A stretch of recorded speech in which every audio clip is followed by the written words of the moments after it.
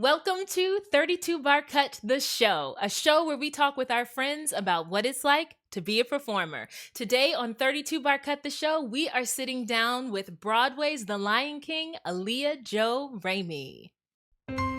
It's time to welcome on our guest, my favorite by far, a Broadway star, Aliya Jo Ramey. on 32 Bar Cut. Welcome to 32 Bar Cut, the show. We have a special treat for you today. We are sitting down with The Lion King's young Nala, Aliya Jo Ramey. And today she is accompanied by her mother and manager, Kirsten Person Ramey. Welcome to the show, ladies. Hi. Thank you. Thank you. How are you all doing? I mean, I know it's been a crazy, unexpected year. I can tell from your faces. You're like, yes, we're all feeling it. But how are you, at least today? How are you feeling? I'm fine. I'm great. Yeah. I'm good. I'm good today. You're good today. Yeah. It Good to is. see a familiar face. Yeah. It is. It's so good to see you all. Like, I mean, we couldn't have foreseen that it would be like this, and that the last time we see each other was March 11th, March 12th of last year. And but I feel like we're in a space now where it's you wake up and you decide, how do I feel today? Okay, I'm gonna live my life like this today because this is how I feel. And it's a new level of self-awareness that I don't think I've given myself time to have. So I don't know if you all are feeling that too, having so much time with each other and by yourself, but that's how I feel. I think my background before I was her manager, I was actually a mental health doctor. I mean, I'm still a mental health doctor, and I can appreciate how you are appreciating each day now, because we definitely have to say, we actually have a feelings chart on our refrigerator. And Really? we say, how do I feel today? And so I go by and I look at it, and sometimes we put it on exhausted, dismayed, happy, sad. So we have experienced everything, when you say. Yeah, absolutely. And Mhm. and I welcome it now. I think when this first all started, I thought, oh, I'm not allowed to feel these feelings. I need to be happy, or I need to find Yeah. joy, or I need to be peaceful. And it's just not true. It's every day you don't wake up that way, and it's okay. So, Yeah. And it's like, what can you occupy yourself with? And what can I do today? How can I stay active? But sometimes you just need to relax because you've been doing like shows forever and ever and ever. And then you just stop and you're like, okay, what's next? exactly. That's actually really what I wanted to talk with you both about was what well, I don't want to get into it too quickly because I really want to talk about your Lion King audition first, but I'm also curious what it was like for everything to just stop after all of that momentum and that movement. So before we talk about that, I really want to hear about your Lion King audition and what that experience was like. Like, what city did you audition in, and how you got the call, all of that. I think our listeners and viewers would be really curious to see what your experience was like for that. Well, for my experience, I auditioned at an open call in Atlanta, Georgia. And there were a lot of talented kids, and it was so cool to see so many kids like just, I mean, expressing their talent. But we like got in and we like sang songs, and of course we had to like audition, and they picked out a few, and I was one of the few. I was very excited, and of course you don't want to get your hopes up too high, and your mom will tell you like it's just for fun and it's just for practice, and you need to like get this experience because this is what I want to do. So we continued to do this, and I got a call back, and that's when I went to New York. It was my first callback in New York, and it was really cool because there were so many like just different faces. I had never seen any of them, and also I had never seen like the like producers of the show and stuff like that. So it was really cool to like sit down and like just look at everything that like all my all my acting and not my acting, all my dancing lessons, and all of that has paid off. And so I just like sat down and I really just took it all in. That's really when I was sitting down and just looking at all the kids like having fun. I was just like this is where I want to be, you know. Mm. So we got in the audition process, and we just like again we sang a few songs, and we just had fun, and it was never really about competition for me. It was just like I'm meeting new people, and like maybe one day we can go to the mall. I mean, it doesn't matter where we're from, you know. So that's pretty much how I saw it. But I also knew that I had to work hard because, like, of course, I'm not just gonna show up at a like basically final callback and just be like, hey, hey, you know, and just do that. So I had to keep my professionalism up, which is very hard for an 11-year-old at the time.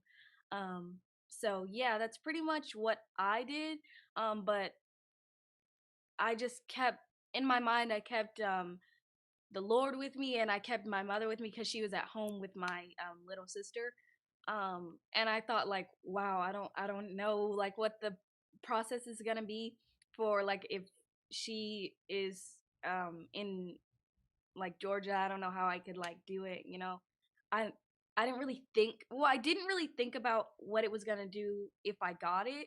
But then again I was like, but what if I did, you know, what if I didn't? Because if I didn't, I was like, okay, well, I mean, of course I'm just not what they're looking for.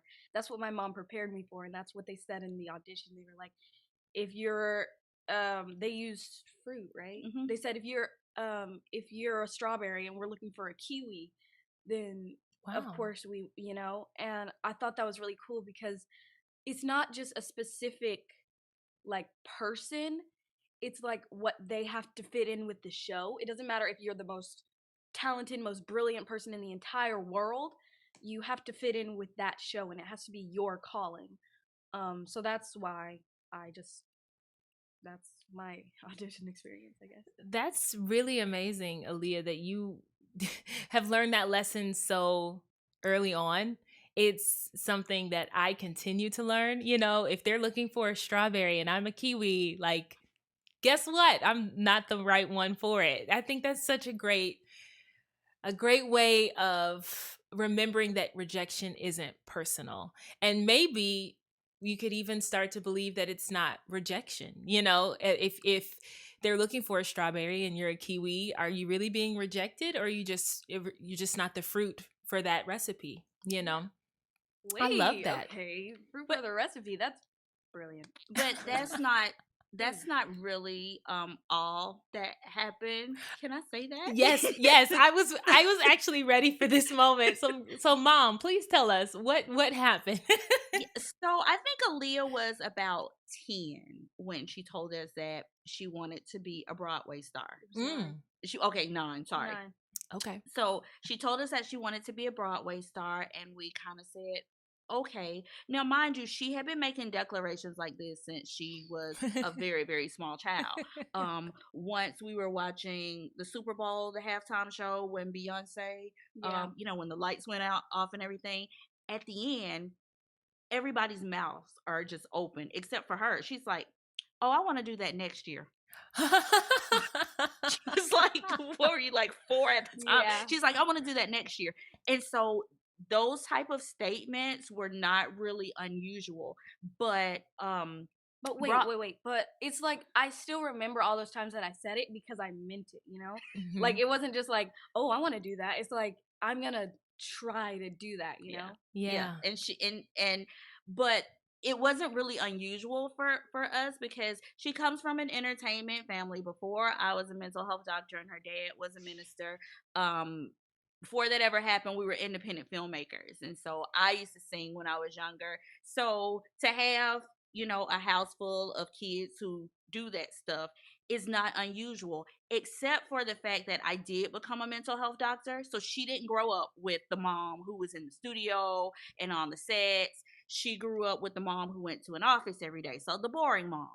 So for her to make these declarations, it was all her. It wasn't our influence. Maybe the way that we kind of parent her, but it wasn't direct, you know? Mhm. And so she said that she wanted to be a Broadway star. Only one problem. I knew nothing about Broadway. I had never seen a Broadway show. Well, I saw a national tour in Atlanta, but I had never been to New York to see a Broadway show. And so I said, because that's what I always say when my kids tell me things like that. I said, And so, Wait, actually, I think I realized that I wanted to like be a Broadway professional was when I went to New York for the first time, that was when I like was really excited. oh 'Cause I yeah, saw we went on everything. vacation. Yeah. I don't know what age Yeah. that was So though. we went on vacation, and she made this declaration afterwards. So we were actually on vacation for her sister's birthday, and I got an email from her dance teacher who said they're having this open call for the Lion King, and I said, oh, that would be pretty fun. And I said, hey, do you want to audition for this? And so she's like, yeah. And so I think I don't know what happened to me, but like something just sparked inside of me where I'm like, okay, I'll be your coach and I'll help you. She didn't want it. She didn't want that to happen. So her sister helped her. And so we took her to the audition. I canceled all of my clients for that day to take her to the open call. And boy, it was an open call. Like everyone in Atlanta was there. And so the craziest thing is like sometimes in my office during downtime people would send me YouTube videos of like kids singing, and so some of these viral kids who were singing were at the audition. So I'm like, what are we doing here? Like because she had never auditioned for anything. And so we just go into this open call and we're like, oh, okay. And so And the thing was, people like were singing their songs in the thing, so I was just like, yeah, great song, yeah. so she went in, and we would see the kids come out, and so we're like, oh, okay, and they would go home. And so she kept staying in there, and so I looked at my husband and I was like, wait a minute, like they're not releasing her. And so more kids came out, and so I was like, okay. And so we became invested at that point because it's like, okay, maybe something's going on in there. And so she came out, and the casting director said that, don't get too excited because it's still a long process, but these kids are gonna are eligible for a callback. And so I pulled myself up off the floor because I was 7 months pregnant. Okay. And Yeah, she was literally sitting outside like and she went to the first callback was actually in Atlanta. It wasn't in New York. It was yeah, mhm. I know what you're talking about. Okay, yeah. It was in Atlanta. And so we went back, and it was pretty easy. Same thing that she had done for the first, just a little bit more, intense. And after that, I'm sitting at her sister's show because her sister's also an actress. And so I'm at her show with my phone turned off, of course, because I'm a good audience member. Of course. But during intermission, I did turn my phone on, and I see that she has been chosen for a final callback. And so I said, wait a minute, a final callback? Ooh, this is getting interesting. So I quickly responded and said, she'll be there. I didn't read any of the details. Wait, should I explain this part? Yeah. This is my favorite part of the entire thing.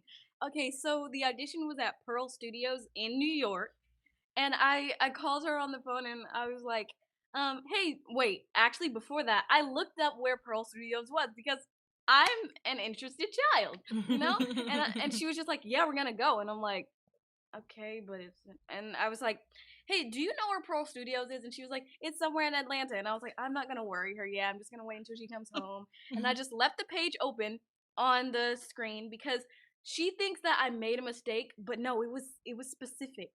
My brain as an 11-year-old, that IQ was high. Well, I was like, I mean, this is in New York. Like, how are we gonna get there? I was already prepping. I was like writing down some thoughts, like, ooh, maybe we can make a garage sale.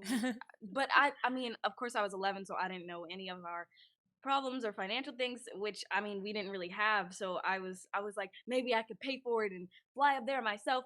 What in the 11-year-old mind was I going through? I don't know. But I was really, really, really excited. And when she came home, she was like, it's in New York. And I was like, I know.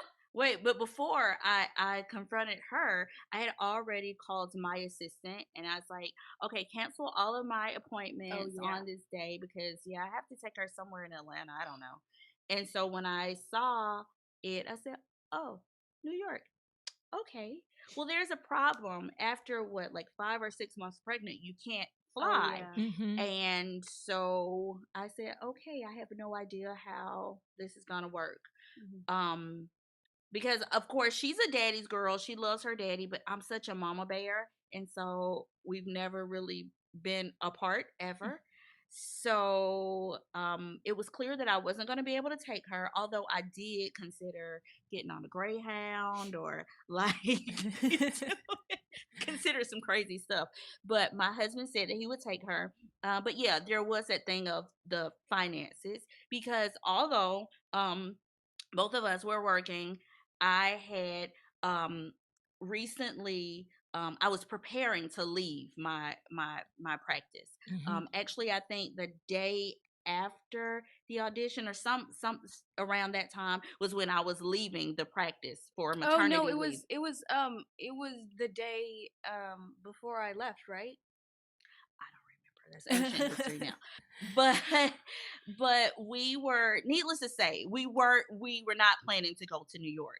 And so I'm telling the family because we come from a big southern family, and my best friend said, oh, I have some frequent flyer miles.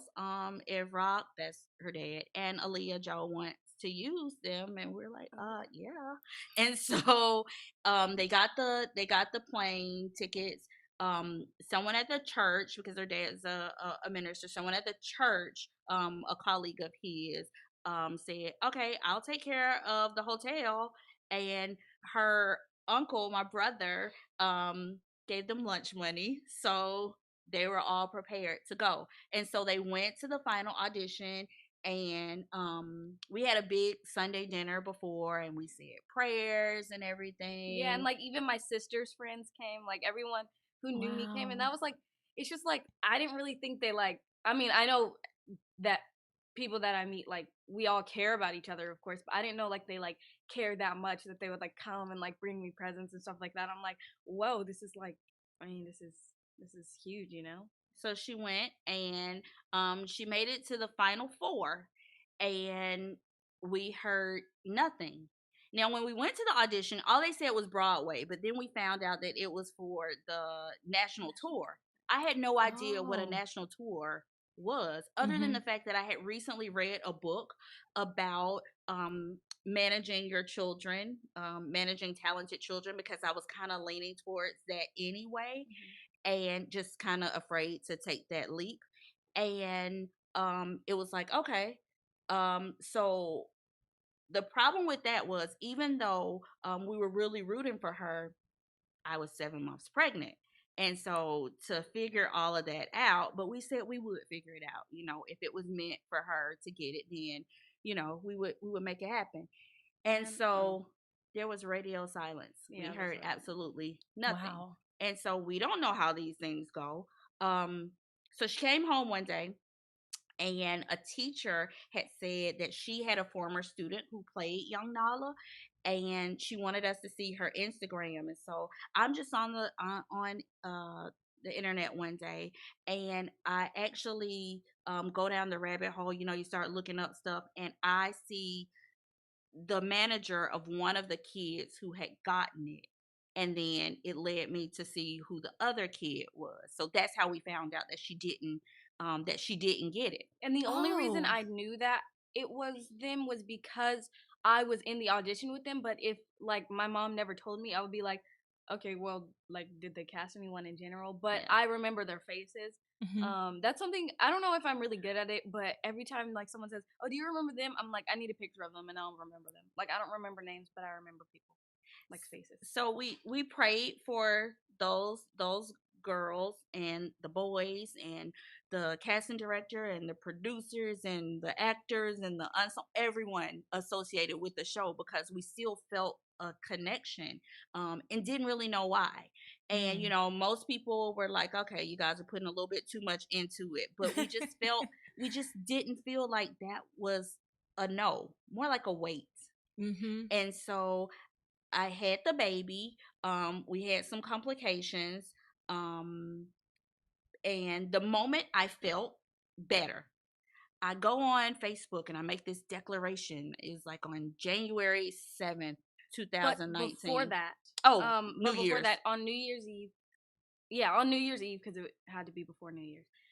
New Year's Eve, I made a vision board, and I love vision boards. They're my favorite thing in the entire world. And I put Broadway on it, but I didn't make a particular show. It's just like, even though it might not have happened in that year, I always put it because I still want it to happen, and I always want to like wish and pray that it does. So I put that on my vision board, and I also put like I learn new things, like I get new experiences, and I keep studying my craft, and that's something that I probably had never put on there, because I didn't really think about it. I was just like, oh, and I want to go ice skating for the first time, because I mean I was like 9 and 10 at that time. So I put that on there, and when I put it on there, then on No, well, and then there was this is a long story, I know. But then there was another, someone gave me information about another show, an audition, sending in a tape for another show.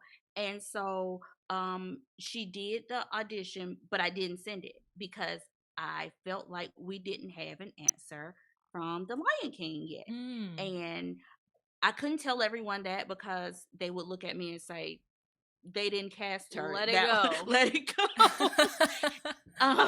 So I didn't send it off, but on January 7th, I write this Facebook post where I say, so much is going on, and I told them about, we're praying for all the people who did get the parts, and now, I have to get this kid onto Broadway after a couple of more naps. And so that was that.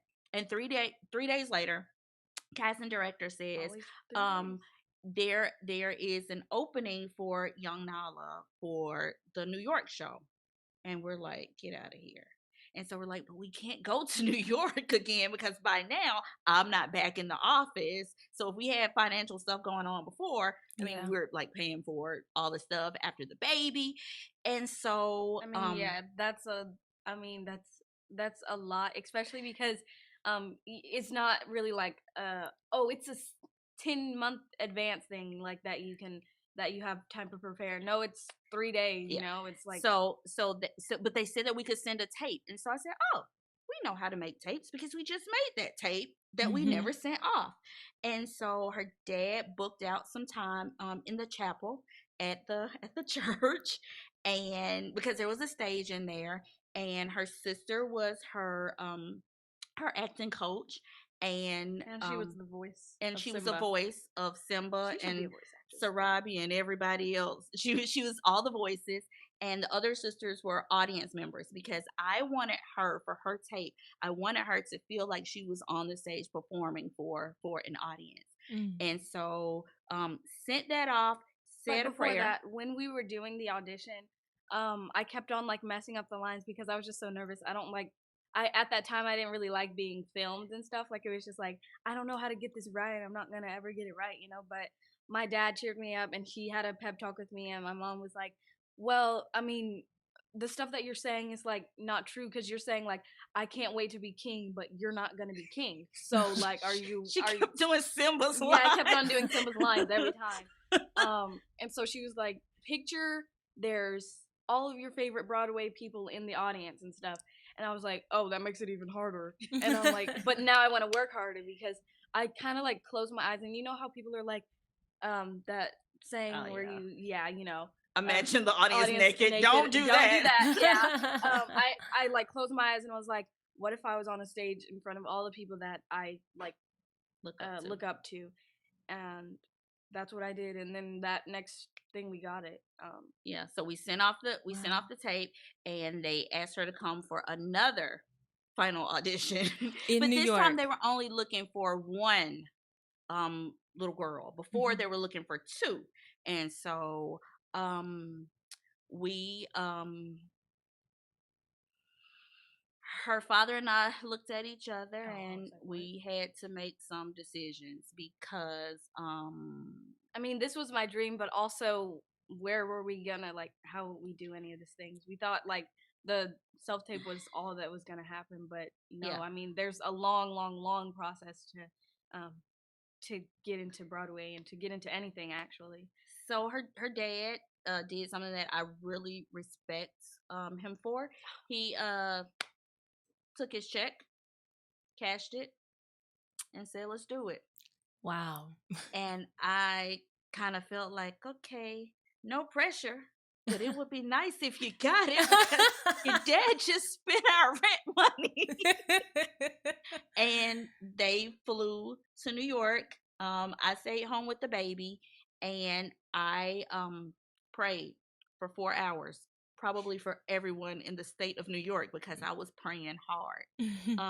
But the turning point in that prayer is that I just kind of asked that if it's for her, just let it be for her, and if it's not, I'll accept it. But whatever the will of God was, Yeah. I was cool with that. And Rock was giving me a play-by-play of everything that was going on. Yeah, every 5 seconds he would be like, Yep, he was telling me everything that was happening. And then so he's like, at the end, he's like, "Oh, well, she got dismissed, but they just called another little girl back." And I'm like, "What do you mean they called another little girl back? Like, what does that mean? Huh? What's going on? What's going on?" And so, but I accepted, that, if it's for her, it'll be for her. And if it is for her, I don't know how we're gonna move to New York, but we'll make that happen too. And they went to eat dinner. "Oh, no. I'll tell this story." Okay. Okay, so we got out of the place, and I always wanted to go to the Hamilton store, and I didn't even want to buy anything. I just wanted to be there and like just be like, I went to the Hamilton store. And so I went there, but it was closed down for renovation or like when they count inventories, something like that. It was something like that. And so I was like, no, I'm never gonna get to go there. And my dad was like, there's gonna be another time that you can come there. But I didn't really think about him saying there's gonna be another time when you can go there, you know? So then instead of going there, we went and we walked like all the way down to the bubblegum right outside of Lion King. That's right by Lion King. Did we take pictures? I don't even know if we took pictures at Lion King. We may have. I'm not really sure. But I didn't even notice all the things that were around me. Like it was just like so like I was so oblivious basically. Because the audition wasn't around there. Yeah, They walked there. Like I was tired and I was like, I just want something to eat. And we had so many options, like the Olive Garden that's all the way back there, and like we had some. I know how Times Square looks like. If I just close my eyes, I know where everything is now. But like we had so many options to go, and I was like, ooh, maybe that seafood place. So we went there, and we sat down.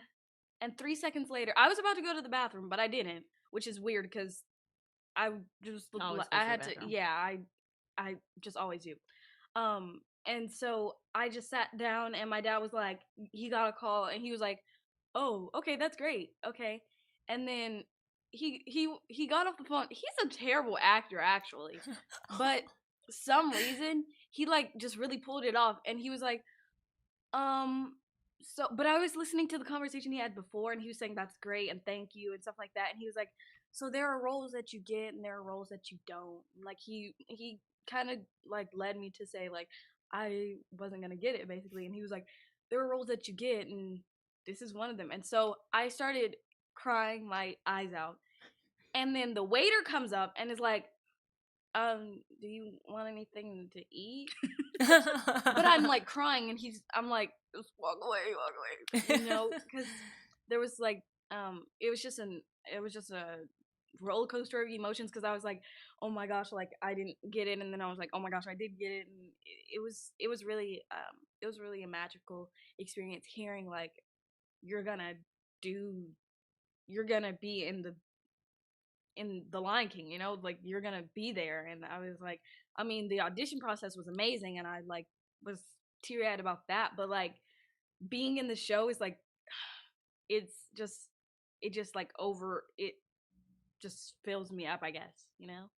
So Then they had to call me and tell me that we had to move to New York.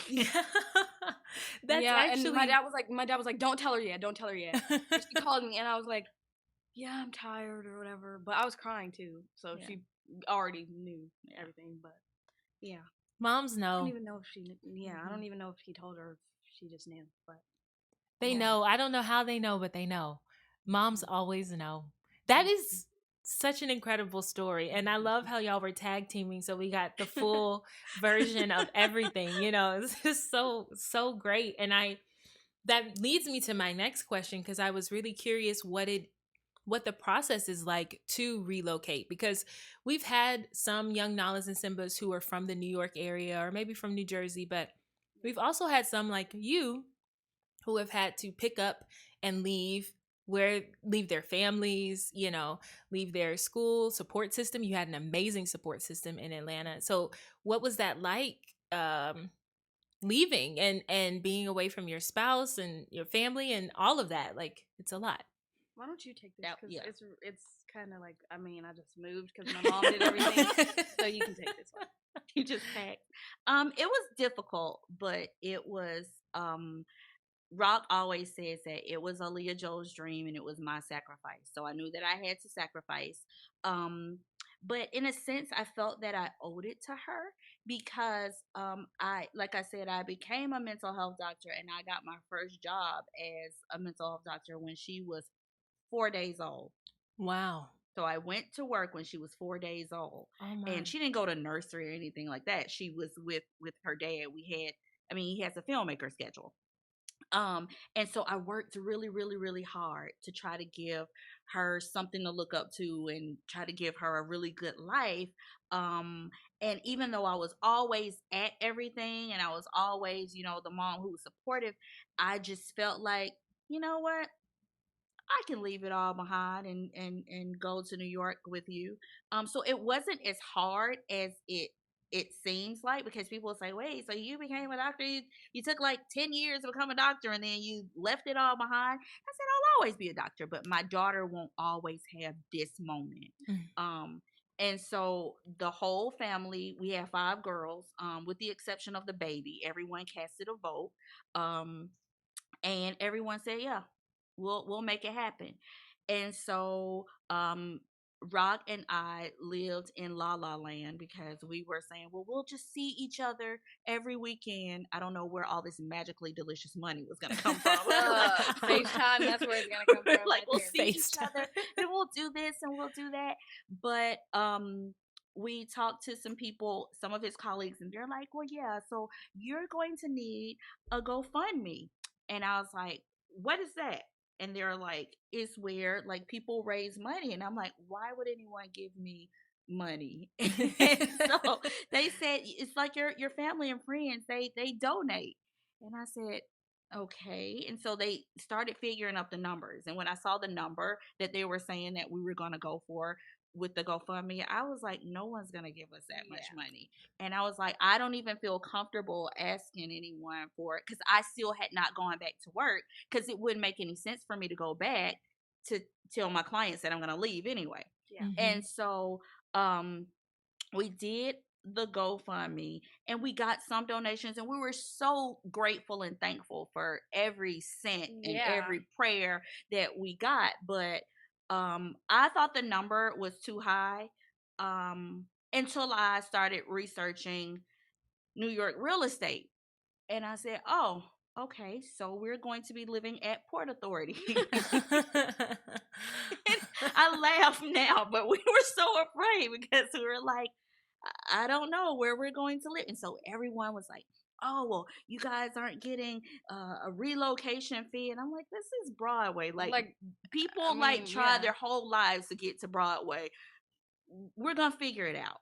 And so we got there on a hope and a prayer. And we but also the church that we went to, someone at the church made these. Wait, did they make? I don't know. They ordered them. Yeah, they got these Lion King cookies that like had my face on them, had the Pumbaa face on them, but they were like the shape of them, and it was just so cute. And I like every single thing that anyone. I'm a Washington person. everything that anyone has ever done for me, it like really just makes me smile, and it really just makes me like emotional, because I didn't think that I had these many people who like, I mean, I know people like me, but like I didn't know how many people loved me and how many people like thought that I was cool, I guess. I don't know. But we had a lot of prayer, just a lot of support, and it took a lot of support. But if I am completely honest, there is nothing that could have prepared us for that relocation, because I went from, driving in my car everywhere and not going outside of a 5 mile radius of where I Yep. live to go to my office and or to go to teach, and to ride in the subway, um or the ferry or the bus or Ubers. Like we did all modes of transportation, or footing it, because we walked a lot. And I so always wanted to do those bike things, but they were so disgusting. Like, they're just, Yeah, the city bikes. yeah. And I'm just like, I'll just go home and buy myself a bike. Yeah. but yeah, it was difficult. And I don't think that anything could have prepared us for it. But at the same token, I wouldn't trade it for anything. I wouldn't trade that experience. But a lot of people, they would always ask, "Oh, well, how did you do it?" And it's like, it's not a formula, because I believe that everyone's story is so unique and so individualized. And so her journey may not be the same as someone else's, but just being around other moms who were doing it, I mean, moms have to hustle, or dads, but I met mostly moms, because even though it seems like you're just, taking your kid here or there, like you have to be responsible for every aspect and help them with their professionalism. She didn't know anything about working, Yeah. so I had to make sure that she got everywhere she needed to be on time. We would be like 30 minutes early to everything, because like, I mean, we don't know the schedules of the trains, and like every time we were like a little bit late, we would just be like, no, no, no, no, no, we're gonna miss it. And then we get there like an hour before, and we're like, Everyone's like, oh, "Why are you here already?" It's like, but all of that stuff, I think it just built character for her. But it was difficult being away from our family, because we are the most enmeshed family that you ever want to see, in a good way. The Ramies, the seven of us, we just love each other so much, and to not be together, that was hard. So I just became the queen of finding cheap flights and getting the family here and there. So another thing that I wanted to make sure that I did was I organized our support system back home, so that each week she had someone in the audience, from home, or from wherever our friends were. well, we didn't say this. Even though like the relocation was hard for both of us, it wasn't hard for Ivana Grace, Oh no, the the baby.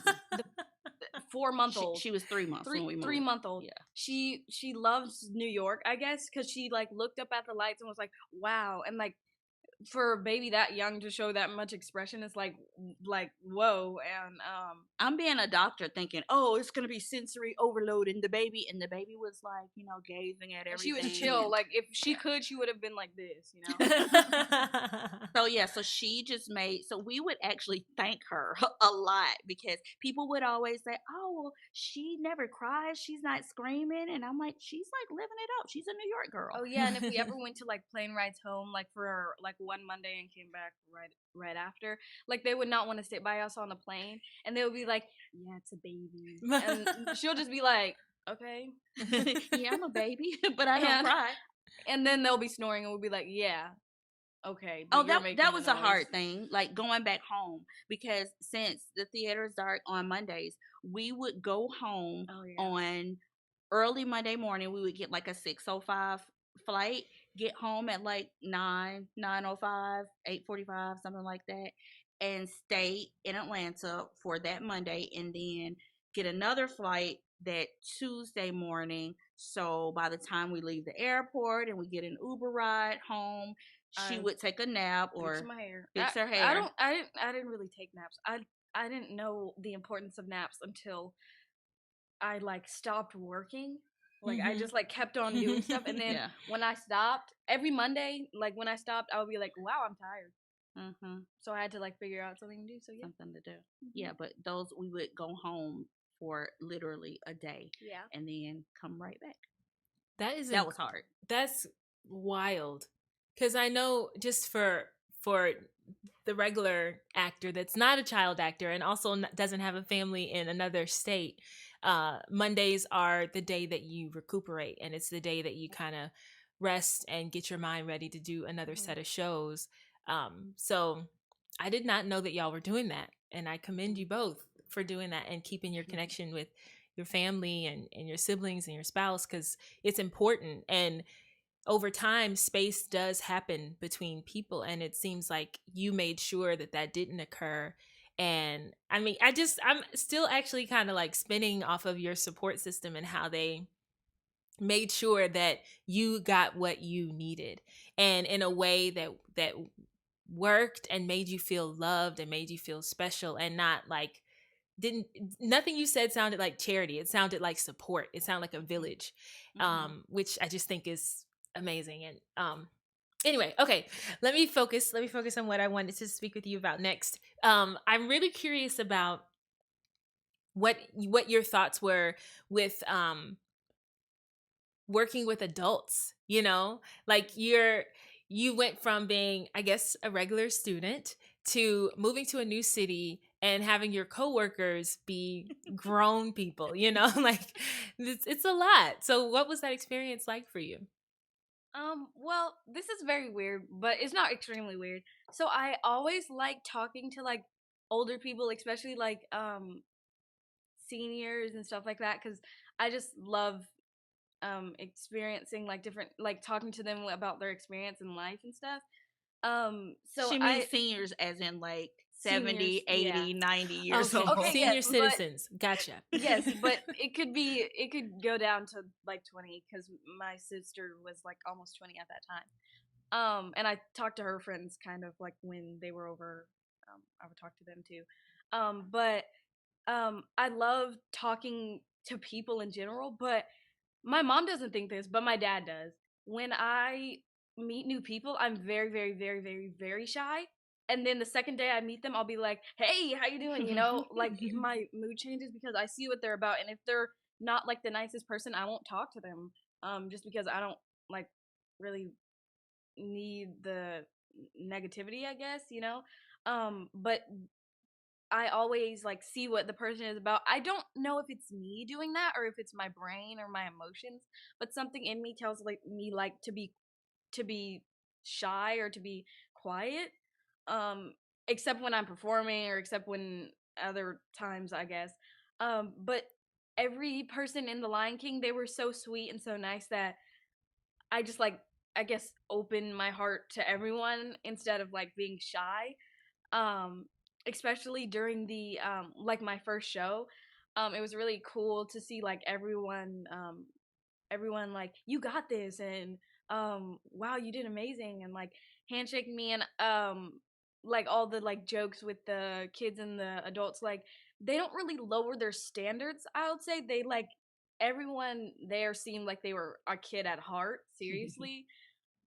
Because I could really like just talk to them, and like we could have a conversation that was just like about, I mean, video games, or like, I mean, what I did today, or like my favorite food, like stuff like that. And I loved everyone who was there, especially the people who like really told me things, like brought light, like Miss Ceedy, who plays Rafiki. Well, you know that. But also and Miss Bonita, because they're both really big impacts in my life.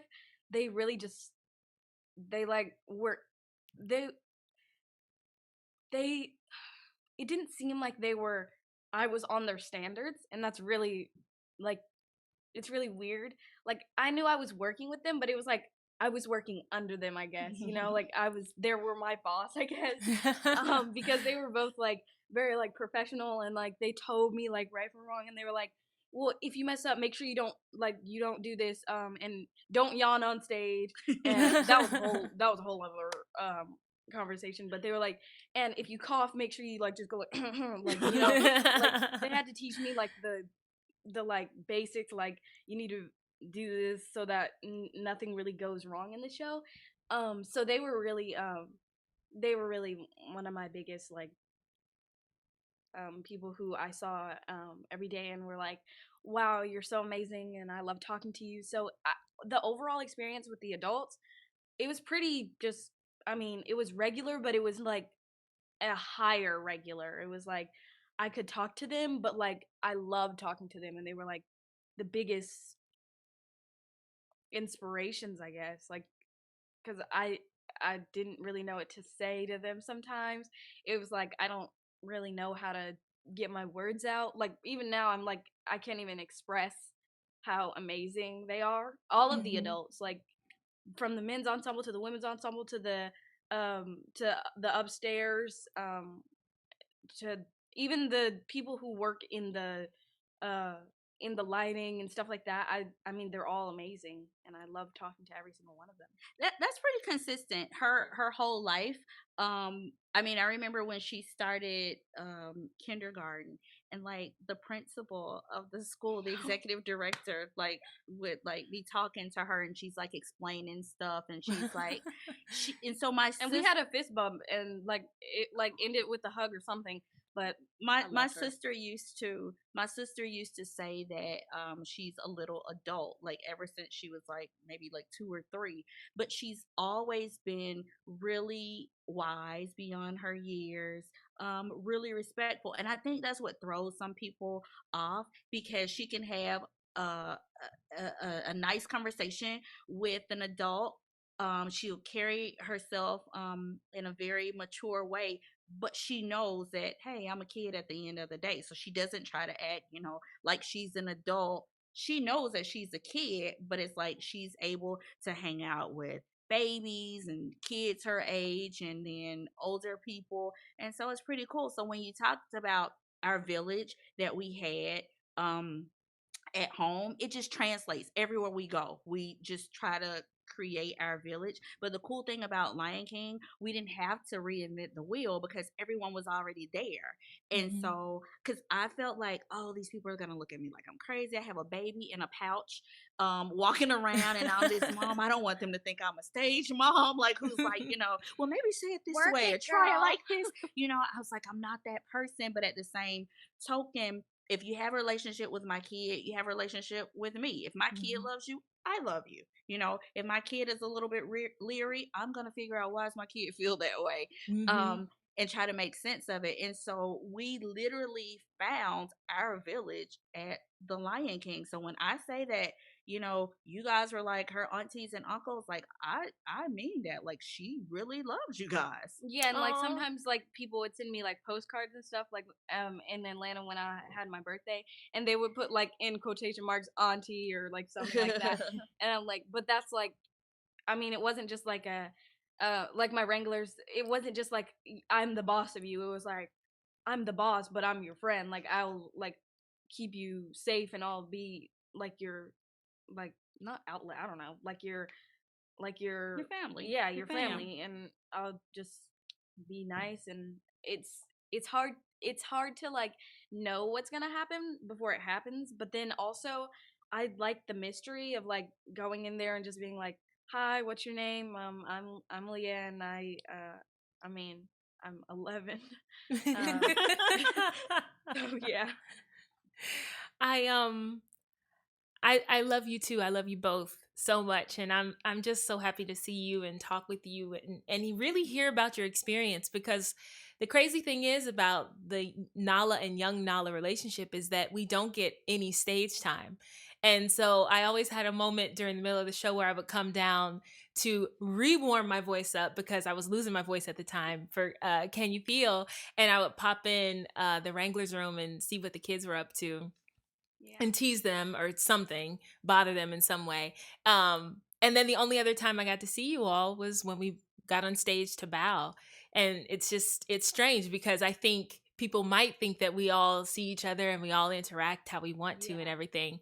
And it just doesn't, it doesn't work out that way, except for when we do our fun gatherings, like in the lobby for Christmas or birthdays and things like that. Well, I guess we don't do birthdays in there. Anyway, I'm rambling and I don't want to, so I'm going to move on to, actually, we're going to move on to the stage door round, where I'm going to ask you a few more specific questions, and feel free to answer however you want.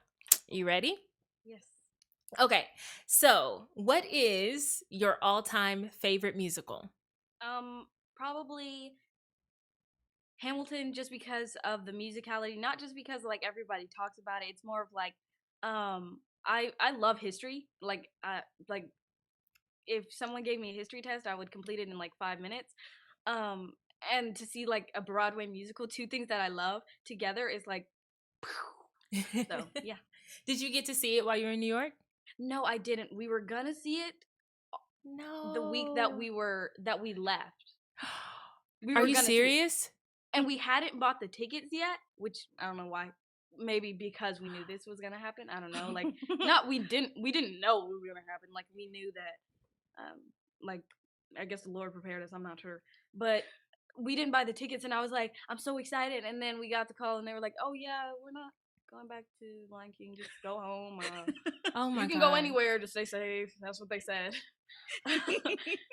So yeah, I didn't really see it, and I was really bummed. But then they came out with it on Disney Plus, and I watched it, and I kind of watched it like 10 times in a week. But we're not gonna talk about that. But you would think she saw it before she actually saw it, though, because she would be like, oh, and watch this part. And it was like our first time watching it together, and I'm like, you've never seen it before. And she's like, I know the music.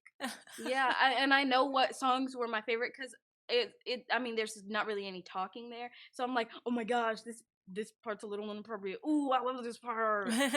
So, and I knew all the raps, and I love all the fast raps, and I just love it all. I mean, it's just a brilliant show. It is. I remember the first time I listened to it, and because it's through composed and there's not really, all the scenes are in the music, you can really get an idea of what's happening. Mm-hmm. It's thrilling. I listened to it all the way through the car, and I like on like Apple Music or something, it says like how long the songs are like together, and I'll be like, okay, I need to start it right at this time so I can listen to the entire soundtrack before we get to where we need to be. Do you remember, off the top of your head, what your favorite part is? I have two. One's more special to me because before Ivana was born, my little sister, she's 2 now. Before she was born, I used to sit by my mom's stomach, and I used to play Dear Theodosia to her, and I tried to, this never worked, I tried to incorporate her name, but it only worked in the first part, not the second part, because it was about a boy, but it's okay. I just let Lin-Manuel Miranda sing that part. But then when she came out, when she came to the world, and she was crying, and my mom like had to like go downstairs to get something, or I would just grab her out of her like little crib thingy, and I would play the song to her, and she would just stop crying. So that was one of my favorite parts, and it was very emotional for me to see it like perform, because I didn't really know what the show and like what it was like, the blocking or anything, like I didn't know. So I was excited to see that. But then one of my favorite songs, it has to be it has to be Cabinet Battle 1, just because I like rap battles, and like I love like seeing what, even though I mean it's a song, like I love seeing what people like would come up with in rap battles, and I'm like, oh. She used to do rap battles with her godmother when she was like 7, and and her cousins. Yeah, it's bizarre. That's amazing. But I was like 4, and I was like, I didn't really know what to rhyme with, so I like used like cat and stuff, but it would like it would come across like, oh wow, okay. And like I liked rapping fast though, but I couldn't, like, no one understood what I said, so I would just be like, cat, but they liked it, so I'm sure Yeah. they did. They were not ready for you. Okay, the next question for you is, what advice would you offer to a young actor or young aspiring actor? I say this every time because it just really is just, I mean, it's really the number one rule is to be yourself. You don't have to be anybody else. You don't have to be an adult. You don't have to be, I mean, you have to be the character. That's the only thing, that's the only time you're a different person is when you're a character. But if you're just talking to someone, why change your entire self so that they'll like you? Just be yourself. And if they don't like you, then they're not the person for you. They're not, I mean, they don't see how special you are.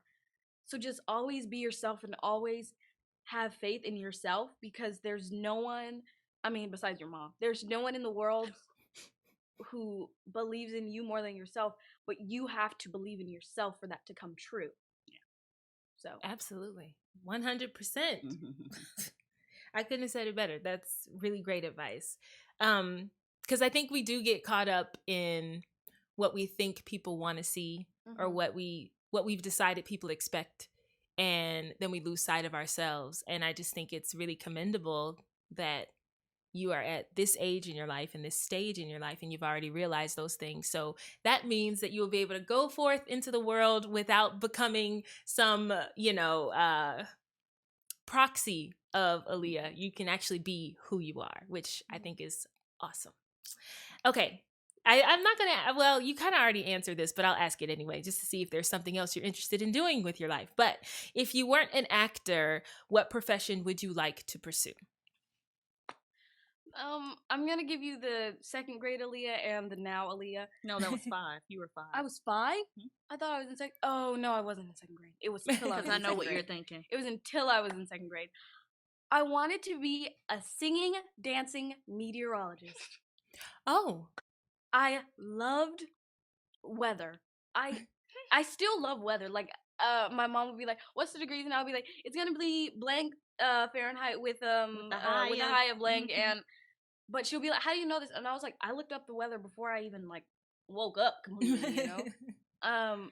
But it's until I realized that sometimes the weather does not what they predict does not happen all the time, and I was like, never mind, it's fake. It's fake. I'm not doing it. I want to be right all the time, you know? What she call the weather people? Fake prophets. She said they're false prophets. Oh, false prophets. Yeah, I said false prophets. That's so you would be an accurate dancing, singing, singing, dancing. That's what makes it so accurate. Singer first. Yes, singing, dancing, meteorologist. Yes, but if I wasn't that, I would. But if I wasn't, well, anything to do with entertainment or just what I'm doing now. Okay, I would love to be a teacher. And it's because I actually wanted to open a dance school at one point in my life. You can still do that. You're 13. At one point. Well, it's just because like I just like seeing people learn from me, especially like at my dance studio, Dance Vex Atlanta. Shout out to you guys. I like used to hang around the little kids, and they would always be like, "Oh my gosh, I love your hair, I love your outfit, I love all this stuff," and I'll be like, "Oh, I love your hair too. Oh my gosh, you're looking so cute today," and like we would just be like the best of friends, and I just like having an impact on little kids' life, especially because some of the kids that I like, not mentored, but some of the kids that like I like, yeah, I guess, yeah.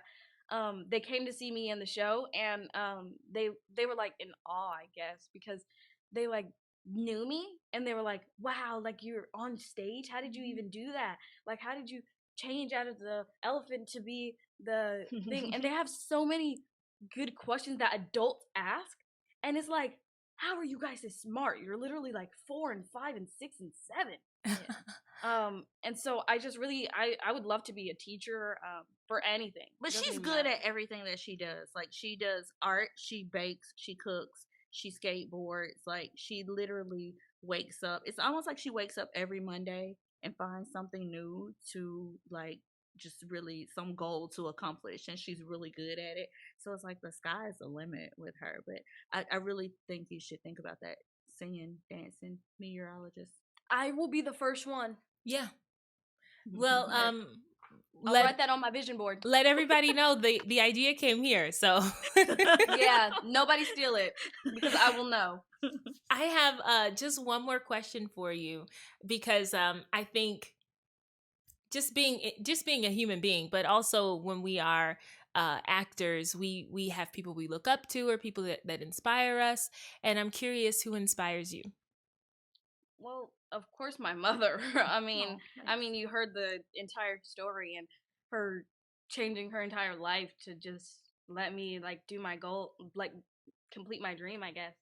Um, but even my sister, who's an actress as well, just seeing her perform on stage and seeing her, um, I mean, just be herself like all the time, and just everything she does, I want to like look up. I like look up to her. I mean, not just as a sister, but like as a role model in life. And that's hard because some people say like, "Oh, well, she's your sister, so of course you look up to her." But it's like a different looking up to. It's like, wow, she's like so brilliant in her work, and it's so cool how she like still like achieves everything she does, and how she's like, I mean, she's just amazing. And my mother, I mean, I told you, she told you herself all the great accomplishments she's done. But it's really my inspiration comes from my family, and it's just, I mean, I just love them so much that, I mean, if someone asks me, who's your favorite person in the entire world, who's your favorite singer, who's your favorite actor, it's gonna come down to my family. I'm not. I mean, it's like I don't really see anybody else who fits the part for me in my life, because they're just so amazing, and they're just thanks. so welcome. They're just so amazing. So yeah. When she was her sister that she's referring to, Aria Isabella, when Aliya Jo was born, we kind of made a deal that it would be her baby. The same deal that we made with Aliya Jo. She says that Ivana Grace is her baby, but they mentor She's each my other, child. and so it's pretty cool because it goes beyond a sister relationship. The 5 of those girls are really genuinely close, and that same closeness that she has with her sister, she extends that same love to everyone else. And so when I tell people that Aliya Jo loves everybody, she really does. She wants everyone to win. And, I teach her that as her mom. I can't say that I always live by it because, there's some times when I'm Mama Bear and I put on my Mama Bear shirt. But, she just goes with the flow. When people are mean to her, when people say ugly things to her, she, says, well, maybe they just said it because they're hurting. Because, hurt people hurt people. And it's like, what? Bullying Awareness Week really. I just want everybody to like have a part in the world, because everybody's special and everybody has different talents. And like you think about it, and you're like, if there wasn't an architect, we wouldn't have any houses. If there wasn't a mathematical genius, like everybody in the world is important. And it doesn't, like, your purpose is not just when you're doing something. You can be sitting on the couch, but you might be in your head saying, oh wow, I have this great show idea, or wow, what if I invent the first like flying car, I guess, but everyone in this world is special, and that's really cool and important. It's the circle of life. See what I did there? I see what you did there. Oh my gosh. I feel like I can't end on a better note, or you all can't end on a better note. And thank you so much for being on the show. I feel like I've learned so much about you that I didn't know. And I'm so happy that we get to share this with the world, and they get to hear about your journey and what it was like to make this transition and go to New York and be starring on Broadway, and then also just the beautiful 2 humans that you are. I'm so grateful to you for being on the show. Such an honor to be Yeah, here. I was about to say that. Such an honor. No, I am honored. I am honored, honestly. Okay, so Austin is going to play us out.